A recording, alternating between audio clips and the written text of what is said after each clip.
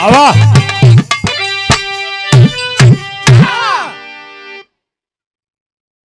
सिंधु की गोद में सूर्य की रोशनी, व्योम मंडल से आकर के शोला गिराए, किंतु सागर बेचारा सलील से सदा उनके प्यासे कलेवर की प्यासे बुझाए। पादपों के सुकोमल सिरों पर सभी, पादपों माने पेड़ पौधा होला, हमन का करीला। पादपों के सुकोमल सिरों पर सभी निर्दयी आदमी वार करते रहे, किंतु देकर हमें फल मधुर से मधुर। धन्य साखी सदा प्यार करते रहे।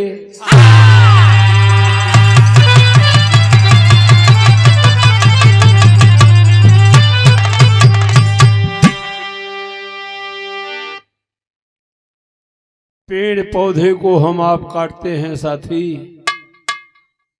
कभी पेड़ यह नहीं कहता कि आपको फल नहीं देंगे। गाना में बताओल बा कि साधु होए कि कैसन चाहिए। वाह एक गीत लगल सुना रामकरण भैया।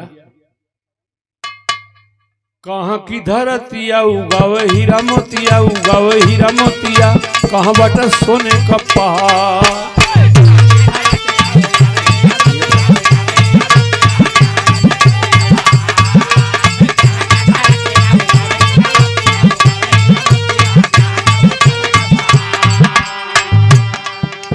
कहाँ के जवानवा कौमरी जवानिया है बबुआ, कहाँ के जवानवा कौमरी जवानिया, कहाँ है मरी तवा का धार। अरे दुलरुआ मोरे कहाँ बहे पूर्वी बयार। ये तर्ज है में सवाल जवाब हो, जहाँ बैठल हुआ यहाँ का धरतिया उगावे हीरा मोतिया, उगावे हीरा मोतिया, यही बाटा सोने का पहाड़।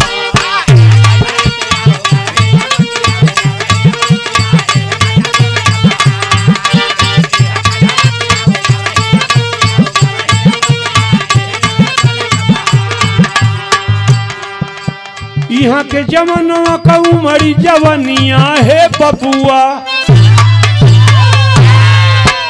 यहाँ के जवानवा का उमरी जवानिया, यही हमारी तवा का धार। अरे दुलरुआ मोरे यही बहे पूर्वी बयार।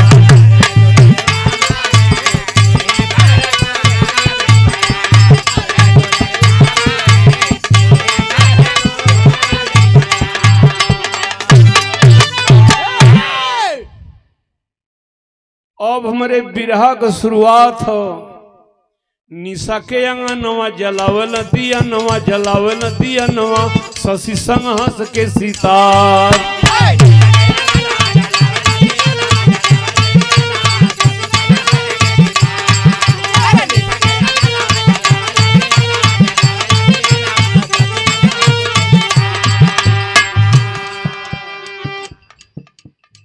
निशा माने रात होला, शशि माने चंद्रमा, सितार जोने के हम तरई कहिला। एक लाइन ही रात का बखान है, बिहान जब होला फिर कभी लिखत हुन। सोने का किरनिया बिखेर दिए दिन करे है बबुआ, सूर्य भगवान उदय लल। सोने का किरनिया बिखेर दिए दिन कर, दिनवा का करन श्रृंगार। अरे बदरिया बरसे नाचे मन मयूर सवार।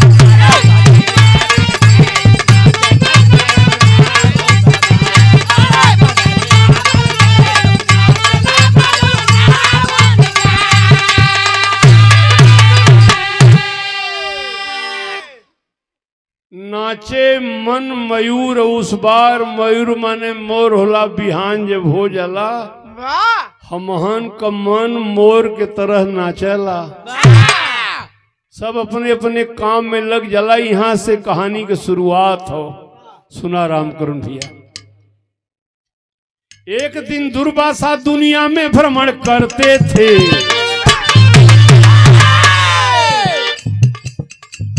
एक दिन दुर्वासा दुनिया में भ्रमण करते थे। मुखार बिंदु से मकरंद यही झरते थे।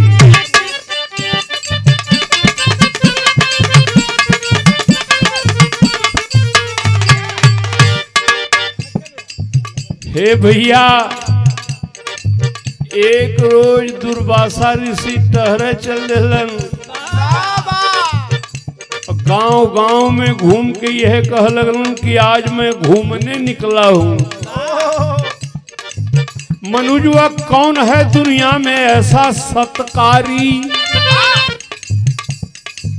मनुजुआ कौन है दुनिया में ऐसा सत्कारी? बसाएगा मुझे जो एक रोज अपने द्वारी।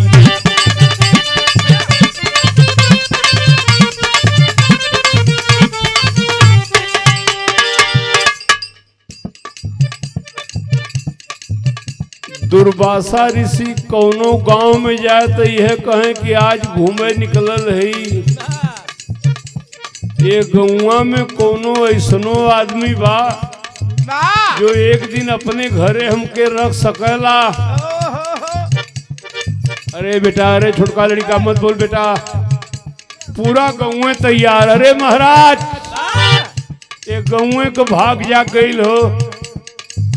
एक दिन, 2 दिन, 10 दिन हमारे घरे रहा। दुर्वासा ऋषि कलन एक बात और समझला, रुकब तो जरूर, मगर एक बात से परिचय उसे करना होगा। मगर एक बात से परिचय उसे करना होगा। मेरे क्रोधी स्वभाव से सदा डरना होगा।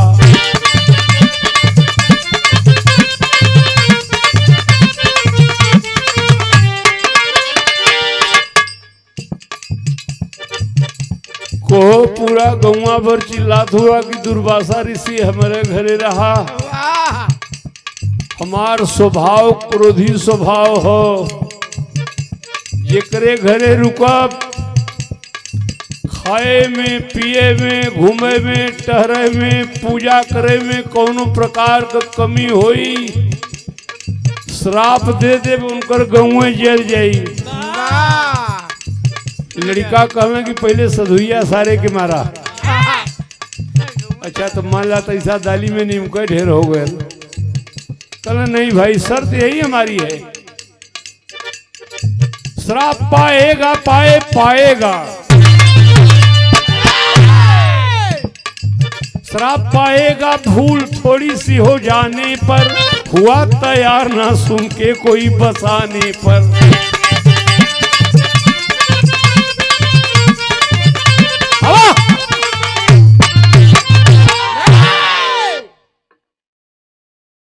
लड़का दूर से कहने कि महाराज पाव लगत है तो ऐसा डर धरा अगला गांव दिखा। हाँ, निकला निकला, यहाँ जगह नहीं है।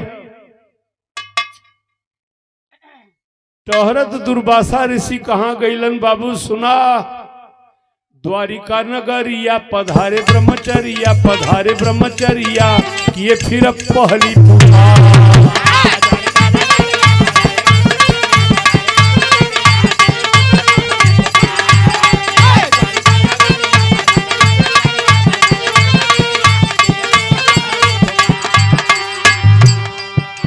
दिए सथनवा मुरारजी भवनवा, ए बबुआ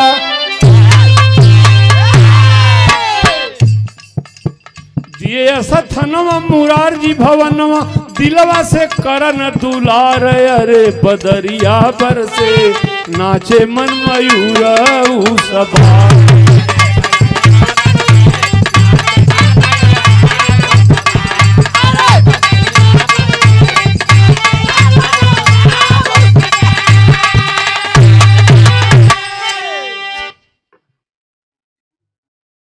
कतो ठेकान जब ना मिलल,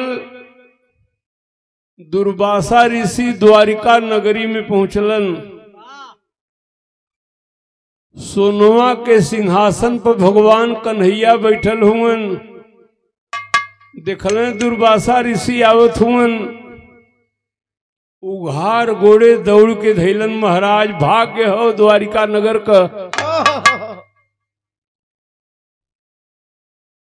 दुर्वासा ऋषि कहने की कन्हैया आज घूमने निकला हूं, हमारी एक शर्त है, जिनके घर रुकूंगा, जिनके गांव में रुकूंगा, किसी प्रकार की कमी हो जाएगी श्राप दूंगा, उनका गांव ही जल जाएगा। कृष्ण भगवान कहले महाराज एक आग दिन का रुक गया, एक दिन, 2 दिन, 4 दिन, 10, 20, 50 बरिस हमारे लगे द्वारिका नगर में रहा, और तोहसे मार हथजोरी बिना शराब देले जइबो मत करा। मामला तो बहुत गढ़ू हो गई। अब वहीं ले बिरहा में आप लोग सुनेला कि भगवान भक्तन के अजमावल नहीं, भगत भगवान की चापा चल दिले बा। कवि जी बिरहा का टेरी लिखत हुन, मनमोहन ओहो मनमोहन की परीक्षा हो रही।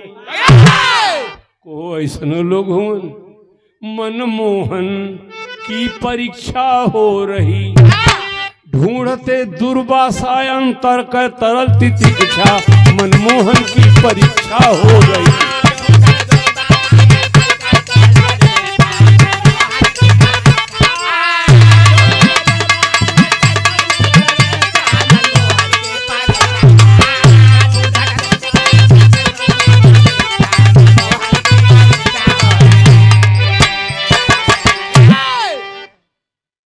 आप लोग समझ ला कि द्वारिकापुर में बैठल हुआ है गरी।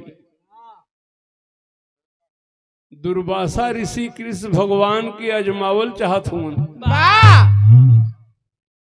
4-5 रोज बड़ा सहूर से रहलन, समय से सूते, समय से जागे, समय से पूजा पाठ करें। गौवा वाला कहलन कि बढ़िया संत हूँ, बढ़िया साधु हूँ, झूठे खाली डरवावत रहलन।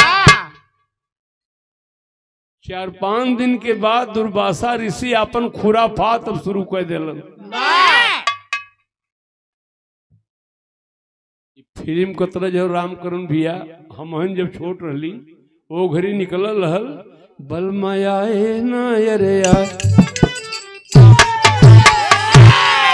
छोड़ दे सुना बिरहा सुने दा। ये लोग बढ़िया सुनोइया हो। आजकल का बिरहा तो हमन को एकदम बेडहर हो गई बा।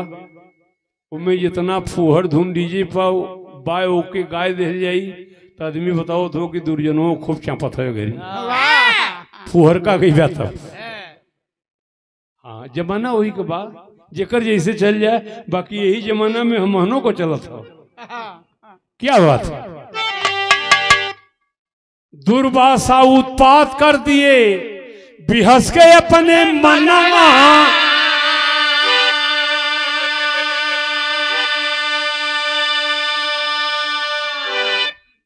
कभो रात कभो दिन में वो कहते ही है बयनवा की जनवा जाई ना, अरे जाई ना जो ना मिली भोजनवा।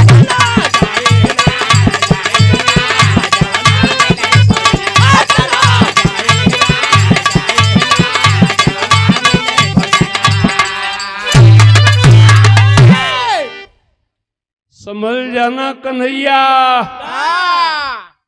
श्राप दूंगा द्वारिका नगर जल जाएगी, समय से खाना पीना नहीं मिलेगा। को भगवान कृष्ण का 3 बेर आरती हो था, आए के ठे साधुओं ने हड़कावत हुआ, बेचारू उघारे गोड़े खड़ा हुआ, कबई का मांग दिहन। पहली खुराफात सुना,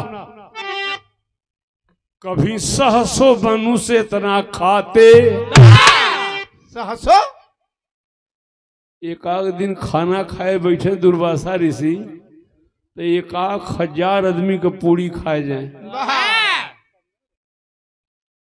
कौनो द्वारिका नगर वाला कह दे कि सधुइया ज्यादा खाता तब तो सरपवा दे कि हम घरे चल गांव वाला नाराज हुआ। भगवान कहना ना दांत न दिखाए क्यों कर सही खात हुआ। 10,000 आदमी के पूरी बनवा बिहाने। कभी 100 मनुष्य इतना खाते, अब बिहने बहुत ज्यादा बने तो कभी अल्पासनों से आघाते।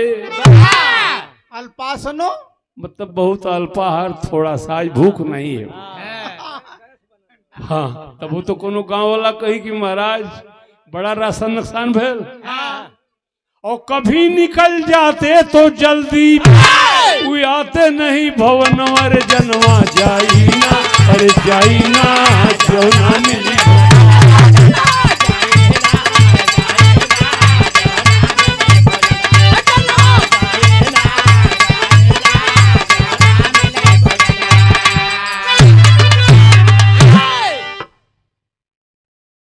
दुर्वासा ऋषि खाना वाना खाए के संझा के टहरे चल जाएं तो भगवान सोचें कि सुते बजे 10 मिनट में ही रात भर घूमी के नहीं आवे। भगवान वह जोहे में हो कि कोनो कमी हुई द्वारिका नगर जरा दियन। ऐसे 15 दिन बीतल भाई कोनो घतवे न लत। कल कृष्ण भगवान थोड़ा आग मंगा दीजिए। भगवान लगल पर्दा लगावे कि बीड़ियो पिए न का भगवान ये आगी लेके का करी है। सोने के सिंहासन में बैठौले है और अनल दुर्वासा एक दिन मंगाए। अनल माने आग होला। अनल दुर्वासा एक दिन मंगाए और जहां रहते वहीं पर जलाए। अब तो न बर्दाश्त हुई। अब दुर्जन के इतना बढ़िया मंच दे देला लोग तो सब गदा बिछाए की ये में गांव से आगी मंगाए के फूक देनी जरा लगे। अब बर्दाश्त के बहरे कि उस भगवान कहने खबरदार कोई नहीं बोलेगा, महाराज बढ़िया कर रहे हैं। अनल दुर्वासा एक दिन उठाए और जहां रहते वहीं पर लगाए। सारी वस्तु हो गई भस्म जल कर के तौने छनवर जनवा जाई ना, अरे जाई ना जो ना मिली भोजन।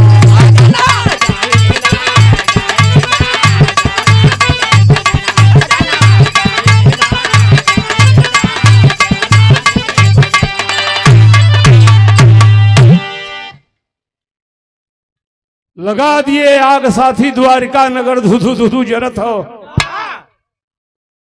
द्वारिका नगर वाला वो है ये बुतावत हुअन। दुर्वासा ऋषि कहने कन्हैया इधर आइए। कहने महाराज तोहरे सेवा में है। कहने हमरे भूख बहुत जोर लगल है। एक ठे बुढ़वा लोग खिस्सा कहले हुए कोनो को घर जरत रहे कोनो वही में आगी तापत रहल। कहे बा राजा गजब आग है। अब द्वारिका नगर के फुकले हुए जरत हो। और भगवान से कहना कि यह रवा। कहना का बात है महाराज। सुरा रामकरण भैया पर्दा पूरा पड़ी।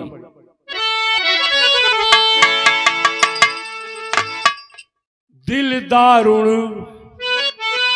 भैया दिल दारुण करके दुर्वासा दुख के दुनिया ला दे। दौड़े आए कहे कृष्ण से अरे पूरा कर दो वादे मनमोहन की परीक्षा हो रहे। दशाया गई भूख की होगी नहीं प्रतीक्षा।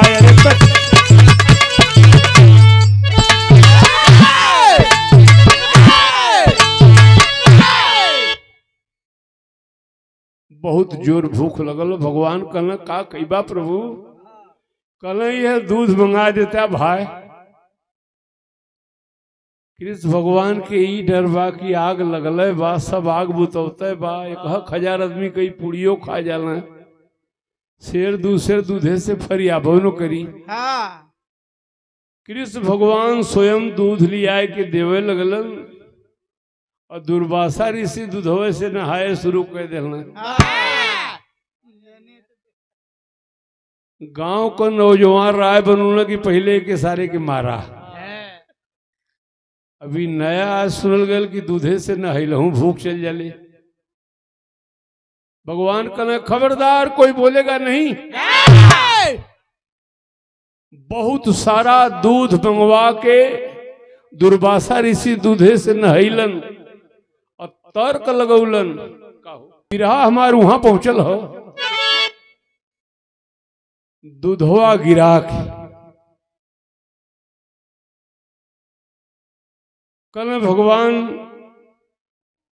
एक काम और कह देता। यहाँ तर्ज हो कि ब्याहे में माई बहन गावेली। सुना कौन रंग घोड़ा व कौन सवार,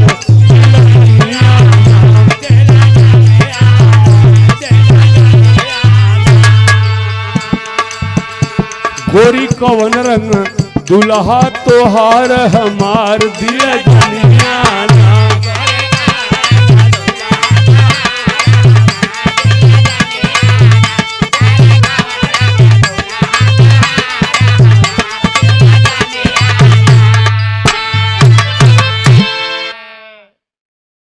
कुछ दिन में ये सब गीतन का लोप हो जाई। गाजीपुर जिला में माता बहन ब्याहे में गावेलिन लाले भावराना,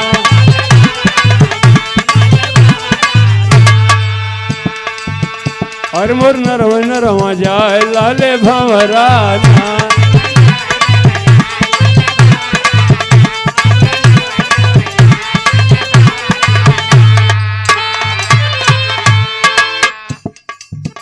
भोजपुरी वाला जब कुछ ना पावत हुआ भाई, गांव में मेहरारू को धुन चोरावत हुवन और चोरा के अपन फूहर शब्द रखत हुवन।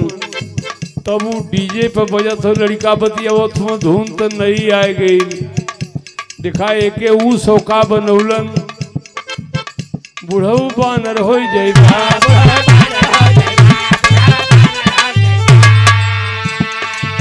पतोहिया रेल के कह दे आन्हर बुढ़ऊ बानर हो जाइबा।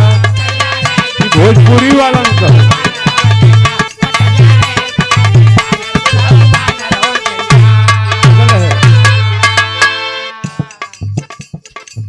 अब काय के सरवा हम नया कहीं का पुरान विषय सुना दूधवा गिरा दिले हुवन। अब का कहलन मोहन दनिया ना,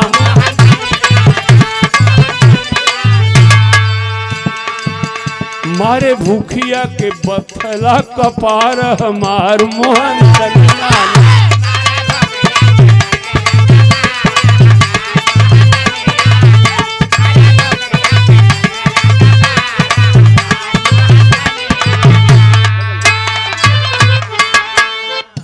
नहीं बचूंगा कन्हैया मर जाऊंगा।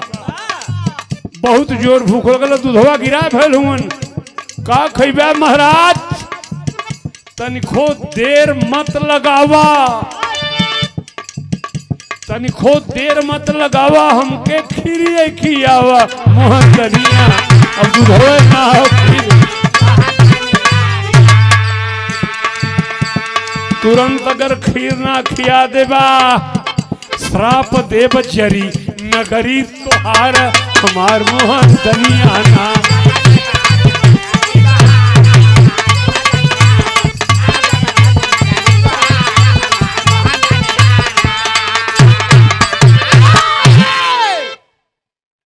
आफत में द्वारिका नगर वाला हुआ कि दूधवा तो घंटा भर गिरा दिलन। अब खीरो मांगत हुआ और खीर न मिली, द्वारिका नगर के श्राप दे के जरा दियन। एक सिनेमा का धुन हो, कुल लड़का तो बेचारा सुन ले न हुई हम, ये हमहन के लड़कई में रहल। अरे दुनिया का मेला, मेले में लड़की, लड़की अकेली सन्नो नाम।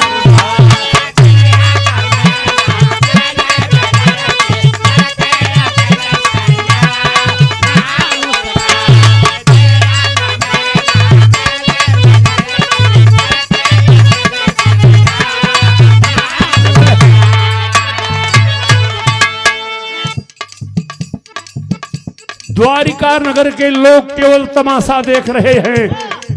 भगवान कृष्ण का कैलन ओह मोहन के आगे, हाँ मोहन के आगे दुर्वासा बोले खिरिया बना के मुही देव हो गई देव। देव माने टाइम।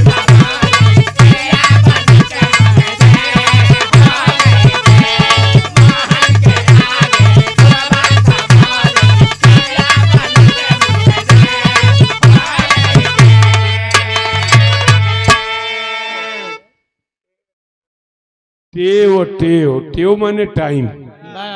मतलब गांव में आग लगी वही टाइम में खीरो खाइए, यह टाइम है। कृष्ण भगवान का कैलन स्वयं खीर को झट से भगवान बनवाए हैं, स्वर्ण के थाली में चाहे सोने के थरिया में उसको ले आए हैं। बोले मुनिवर से बोल,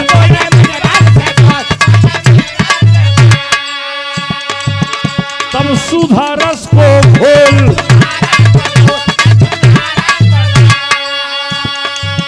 खीर बन करके आई लो जे हो गई तो। अरे मोहन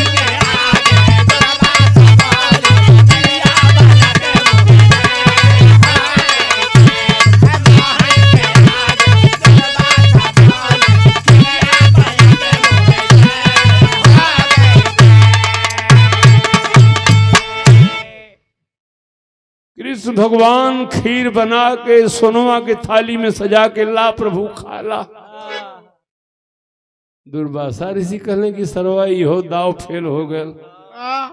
महीना नहीं बीत गल, द्वारिका नगर में कोनो बुद्धि भगवान लग ही ना देथुन। एक कवर खीर निकाल के दुर्वासा ऋषि पूरा खीर जुठार दिलन। खीर भी जूठी और सोनवा का थाली भी जूठी। कल कृष्ण भगवान बदन में हमारे दर्द बहुत हो। भगवान कल कोनो डॉक्टर बुलाए दे महाराज, कल नहीं नहीं, यह जूठ खिरिया जो हमार हो, तू अपने देहिया भर पोते लगता है, हमें तनी आराम हो जाता। भाग क्यों न बर्दाश्त करी। लेकिन भगवान कहने की क्यों जने बोला मत, जौन करिहन तो महाराजे करिहन। जैसे लड़का मिसल जाला, कृष्ण भगवान पूरा महज्जत में दोनों हाथ एक जूठ खीर निकाल के भर दही पोतत हुआ। कहले प्रभु तनी मनी आराम है, एक ठे काम और कह देता। कहले का इनका आखिरी दाव रहल कि महल में आपकी दुल्हन रुक्मिणी है, रुक्मिणी को बुलाइए, पूरा महज्जत में गांव के बीच आवे, वो भी जूठी खीर अपने बदन में लगावे। इनकरी आखिरी पैतरा रहल। रुक्मिणी घरे के बहरवे नहीं है, ना आई है, न खीर पोती है, और शराब दे के मुंह चलब घरे। भगवान का आदेश दोनों पर आनी खीर पोतत हुआ भाई। और द्वारिका नगर वाला ए पर नाराज हुआ कि इनकर तीनों टाइम हमन आरती करीला। अभी बक्चोदई फनले हुए, पता ना कहाँ का बटबहाउर गांव में चल रहा है। वो समय का सीन बताओ थे, तनी एक बढ़त ठीक रहा था।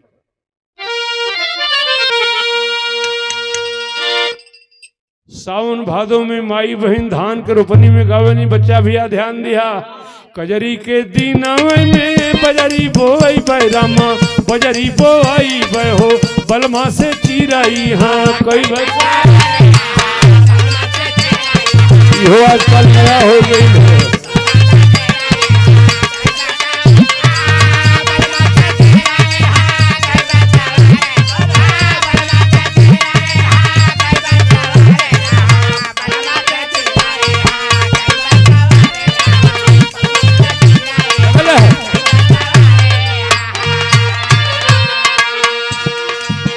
एके भोजपुरी वाला नया का बना दे लड़कन के बजावे बदे। सातो नदिया परवा से मोर भैया अइले रे नदी मोर भैया अइले रे नदी तबो नाही विधवा बाबा कैल हमारी हो गई नया भी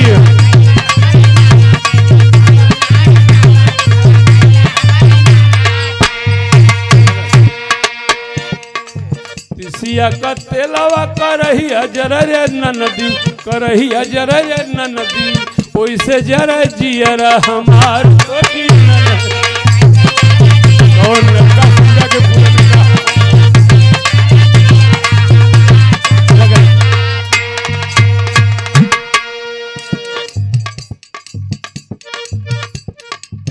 दोनों प्राणी खीर लगावा कन्हैया। इतना जने हमार बिरहा सुनत हुआ भाई द्वारिका नगर वाला खाली तमाशा देखत हुअन।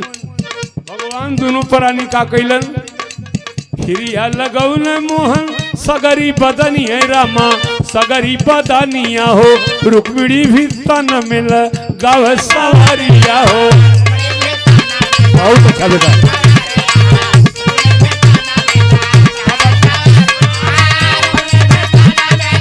बहुत अच्छा राम हुआ।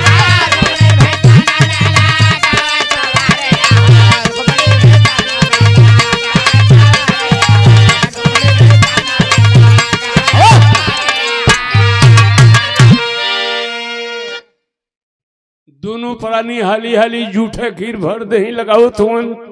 दुर्वासा ऋषि कहने कन्हैया एक बात सुन लो एक रथ मंगाओ। रथ मंगाओ रथ सामने खड़ी ये को मिनट देरी हुई शराब दे दी है गंगे जरी जाई रथ खड़ा हो गया। रथिया पर दुर्वासा ऋषि बैठल कल कन्हैया कल प्रभु हाजिर है तोहरा सेवा में न कल तनी एक घोड़वा दूरे बनवा दे। भगवान के दिमाग ना कम कि रथी पई हो घोड़ा दूरे कल बांध देली सरकार। कल बड़ा मन करत हो कि घोड़ा की जगह रुक्मिणी के बांधा वो खींची तो हमें बड़ा आनंद मिली। अभी आखिरी पैंतरा रहल कि अब ऐसे कोनो दाव हो ना। गांव वाला कहे महाराज अनर्थे का बाजा बजत हो कोई फूले पर सुते वाली महारानी अब घोड़ा बन के रथों खींची है। इस भगवान कहे खबरदार गांव वालों कोई बोलेगा नहीं द्वारिका की इतनी कमजोर रुक्मिणी नहीं है बहुत बढ़िया रथ को खींचेगी। कैसे रुक्मिणी रथिया डोलावत है पतली कमरिया लपा कावे मोहनिया लप कावे मोहनिया हो धीरे धीरे रथिए डोलावे सवारिया हो।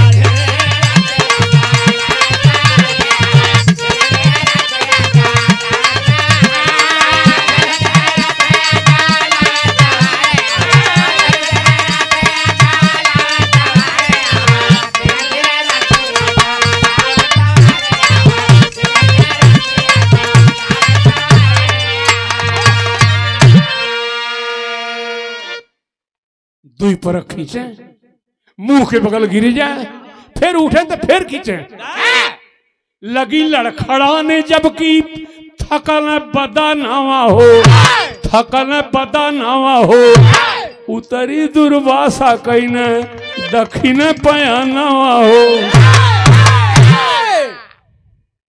सोच गई ने कि कोनो माया यहाँ लगी ना एकाक 2 साल भी रुकब भगवान से कोनो वकील ना फरियाई हमार। दक्षिणे घरे का डहर धैले मोहन के दिलावा में भैनी गलनिया रामा भैनी गलनिया हो मुनिवर के पीछे पीछे धावा सवारिया हो। बहुत अच्छा बहुत अच्छा बहुत अच्छा।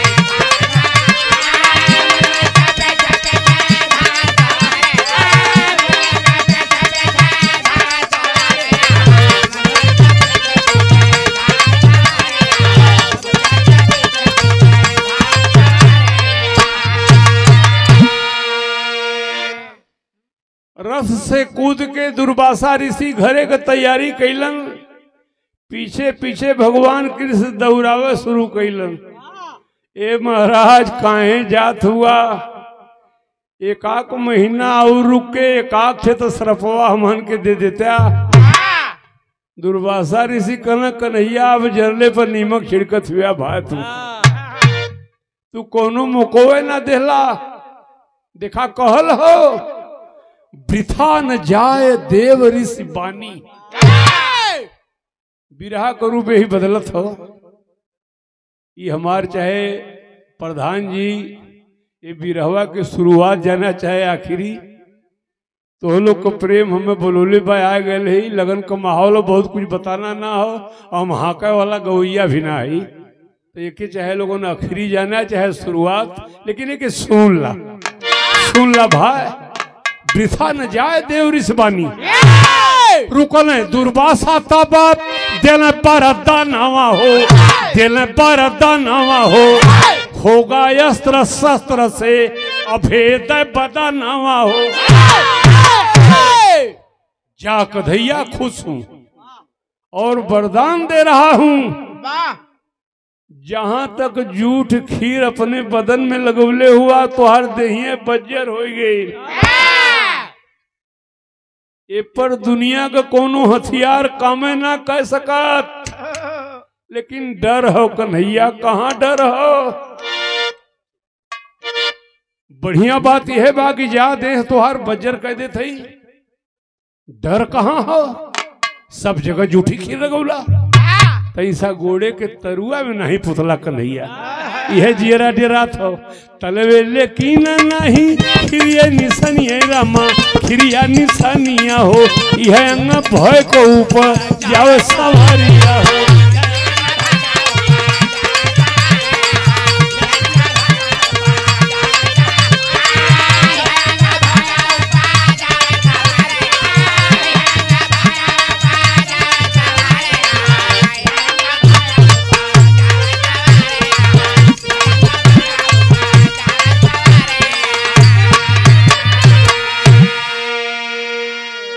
डर है कन्हैया पांव के तलुआ में नहीं लगाए यही हमें डर है। तो बिरहवा जो 10-20 जने हमार सुनत हुआ महाभारत जब टीवी सीरियल पर आवत रहल देखले होबा भगवान कृष्ण के तलवा में जब व्याधा तीर मरलस तो उनकर मौत भइल और देह तो दुर्वासा ऋषि बजर कैले हुन कहले और वरदान लेला। दुर्वासा खोले फिर से जबनिया मुरली वाले हो और माना हमारी अंतिम एक बचनिया मुरली वाले हो।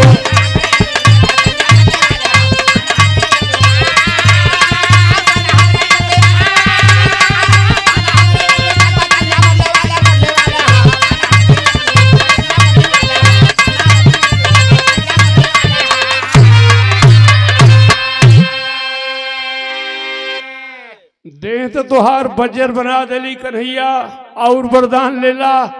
सोनवा के थरियवा के जौन जूठ कैले है वहू के वरदान देते। अरे कैली भोजनवा जवने थाली के दर में नवा हो ओके गड़वैया कतहूँ खाली मयदनवा हो जेकरे पांव से हो जाई टकरनिया मुरली वाले हो और नाश हो जाई वो करकुल खंदनिया मुरली वाले।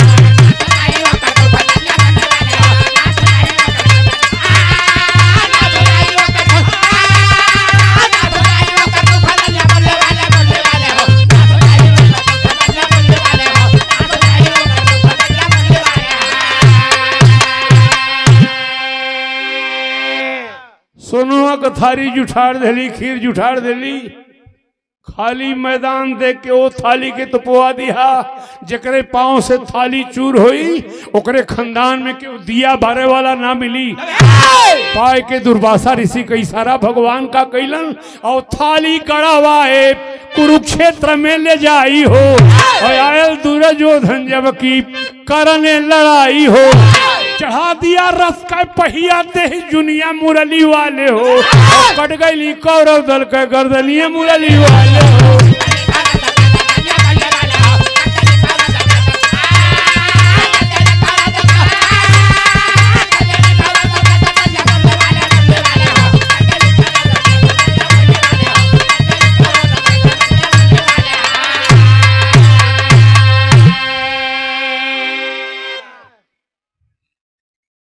जात जात रुक्मिणा से कहना, अरे तो हूं तो जूठे खिरिया पुतलू, जहां ले लगौले हो तो हूं के वरदान दे थई, रोग जरा छू सके नहीं। रुक्मिणी लिया वरदान, ज्ञानी 6 बार कथ कर कहते, अरे महाभारत 10 तान, मनमोहन की परीक्षा और दुर्जन राजदेव को मिली ज्ञान का भिक्षा, मनमोहन की परीक्षा हो रही।